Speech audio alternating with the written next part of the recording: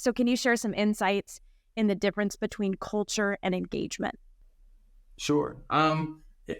Culture and engagement are very, very different. So engagement, I'll start with engagement first. So engagement typically measures a snapshot in time and how people are they fully engaged with the organization. So you'll see questions. One of the metrics that often comes up is your net promoter score. So will you refer your family or friend to this organization as a place to work? And so using that as a net promoter score for engagement, it will often ask questions around, is your leader present? Do you feel like you can go and talk to your leader?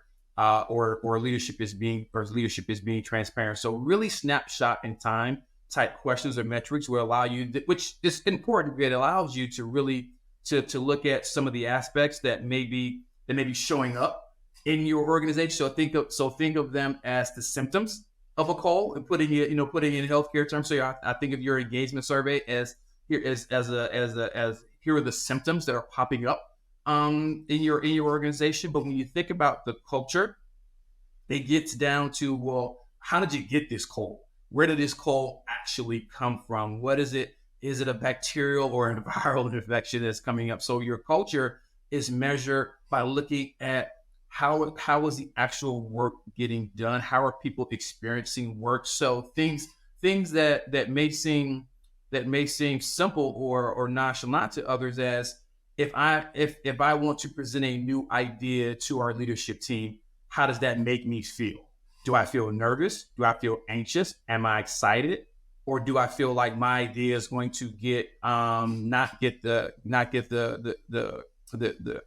attention that it deserves? And so it is that a part of our culture. So do we have a culture of people not feeling like they're in a safe space to share ideas, because whenever people bring ideas forward, they're either not taken seriously or not given support that they need? So really asking the questions about the how things are taking place within an organization gets under that. If something as simple as how do decisions that people don't agree upon, how are they handled? That's your culture.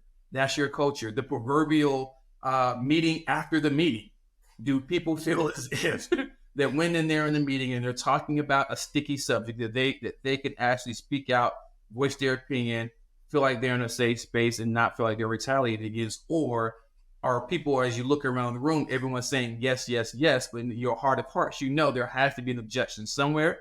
But then when you walk out of the room, you see three people down the hall standing in the corner having that meeting about the meeting. They're talking about that thing that they felt like they could not share in the meeting amongst themselves. So these are the things that live in your DNA of an organization. And so you have to take cultural assessment. There are a couple of cultural assessments that I've used and seen in the past. You have some as simple as if you've ever read. There's a great book called The Culture Code by Daniel Colley, and so he has a culture code quiz that takes you through a series of 10 questions that are very simple, that really give you an understanding too.